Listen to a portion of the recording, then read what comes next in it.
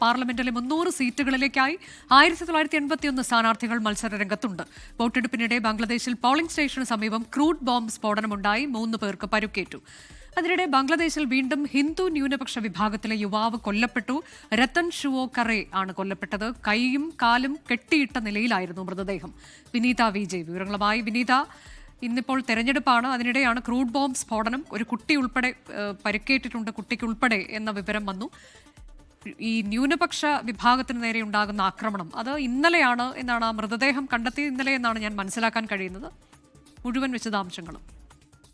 അനുജ, ഇന്ന് രാവിലെ 7:30 മുതലാണ് പോളിംഗ് ആരംഭിച്ചിരിക്കുന്നത്. അതിപ്പോഴും തുടരുകയാണ്. ഉച്ചവരെയുള്ള കണക്കനുസരിച്ച് 33% പോളിംഗ് രേഖപ്പെടുത്തിയിരിക്കുന്നത്. അനുജ സൂചിപ്പിച്ചതുപോലെ തന്നെ 300 സീറ്റുകളിലായി 1981 സ്ഥാനാർത്ഥികളാണ് മത്സര രംഗത്തുള്ളത്. വൈകിട്ട് 4:30 വരെയാണ് പോളിംഗ് സമയമുള്ളത്. അതിനിടെ അനുജ സൂചിപ്പിച്ചതുപോലെ തന്നെ ബംഗ്ലാദേശിൽ വീണ്ടും ഹിന്ദു ന്യൂനപക്ഷ വിഭാഗത്തിലെ യുവാവിനെ കൊല്ലപ്പെട്ട നിലയിൽ കണ്ടെത്തിയിട്ടുണ്ട്. ഇന്നലെയാണ് മൃതദേഹം കണ്ടെത്തിയത്. ഇയാൾ ഒരു തേയിലത്തോട്ടത്തിലെ തൊഴിലാളി ായിരുന്നു. രക്തൻ ഷുവോക്കറെയാണ് കൊല്ലപ്പെട്ട നിലയിൽ കണ്ടെത്തിയത്. ഈ മൃതദേഹത്തിന്റെ കൈകളും കാലുകളും ഒക്കെ കെട്ടിയിട്ട നിലയിലായിരുന്നു. ഒപ്പം തന്നെ നിരവധി മുറിവുകളും ശരീരത്തിലുണ്ട്.